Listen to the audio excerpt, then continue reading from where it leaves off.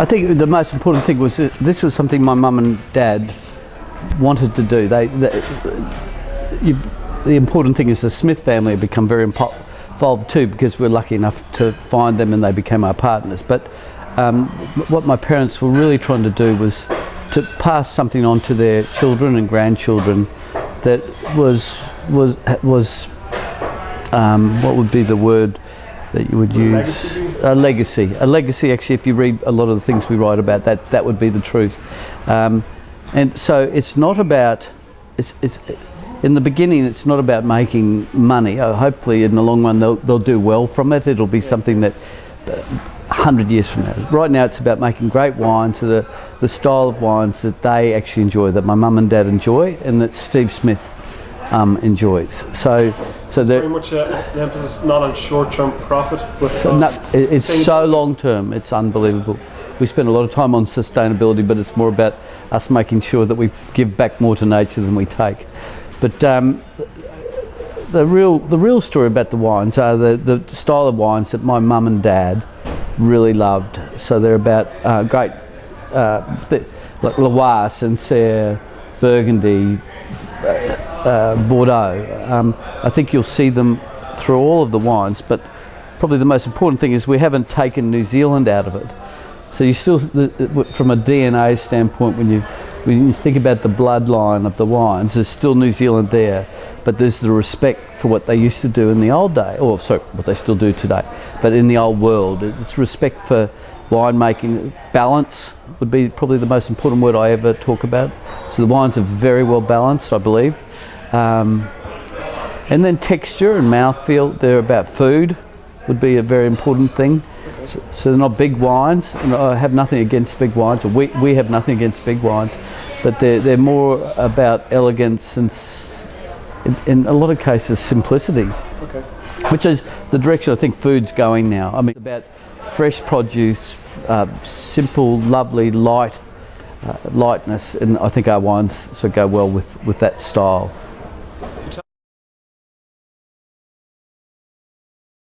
Well, it's more than that, but it's above 200 hectares, mostly planted the same as the French, so quite dense plantings, about 1.5 metre apart rows. Not all the wine goes into Craggy Range. Craggy Range only makes about 62,000 cases this year, for example. That sounds like a lot, but there's 32 different wines, all single vineyard. So then you start to get down into numbers that really show how much we care. There's a gentleman that had a vineyard just below Felton Road that he'd asked the people at Felton Road to look after for him, and on the intention that he was going to make a wine. He decided that it wasn't what he wanted to do, so he gave it back to Blair and Nigel, and what they decided to do was, it probably was, the volume was a bit too much. They're very fine wine producers, they're not about quantity, and so they thought maybe this is a bit too much for us as far as the volume, so they've given us roughly, from year to year, all change, but about 30% and 20% of the grapes, 20% to a company or a winery named Pyramid Valley. And then what we do is there's no bias in the harvest. We share the best rows, etc. So it's not like one's getting this row and another. It's very honest. And then the three of us make a wine, and it's about our winemakers. It's about our belief and style and where their wine should go. It's really cool. It's a great thing. Yeah.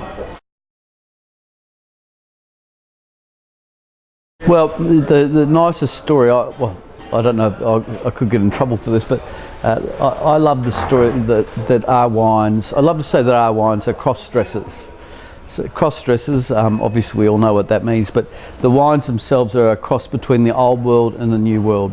So they definitely have New Zealand in them. New Zealand's very much an important part of our heritage, but then we do respect tremendously what has gone on in the old world when it comes to winemaking philosophies. So the Sauvignon Blanc would be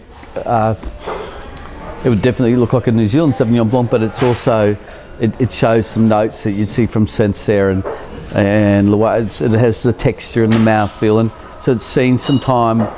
About 30% has had a natural ferment, some time in 4 months on lees, things that you wouldn't see in Sauvignon Blanc from New Zealand.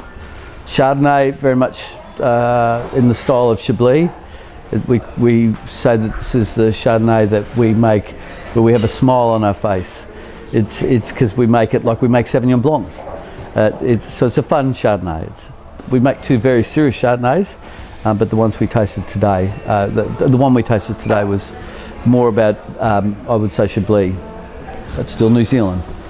The Pinot Noirs, great story. I think today you would have enjoyed is that we tasted 7 Pinot Noirs, and all single vineyard. Only 2 of them off the same vineyard, just different vintages.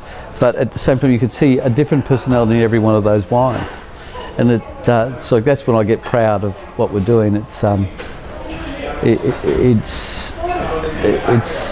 shows the story of what my mum and dad want. Yeah. It's the only appellation in the world. It's 800 hectares, and it's the only appellation in the world where you can actually step off of it. So it's based purely on soil profile. So maybe one more in Cognac. I think there might be another appellation similar. In New Zealand, we don't have appellations, to be honest with you. So what they did is they went off and they created a trademark. So the 36 producers or growers went off, said this is the land that we're talking about. If you step off it, you can't beat. So we will create a trademark, which is pretty special. So they created their own appellation. In New Zealand, we understand that we've always made some great Chardonnay. I mean, New Zealand Chardonnay is quite special by any standard in the world. We've all made some great Syrah, we've all made great Cabernet, but we've just not been able to do it in and out every year because it's marginal, the climate's marginal. Whereas with the Gimblett Gravels, some of these wines that no one had been selling into the international stage weren't known in the rest of the world. So the most important story to come out of it is that people have to understand, or New Zealand has to sell the fact that they make great wines of so many different varietals. So it's Riesling, Syrah, Pinot Noir, Bordeaux style reds. To me, it's a baby France. It has the ability to become something so special, and we're only just beginning. We're only 20 years into it, so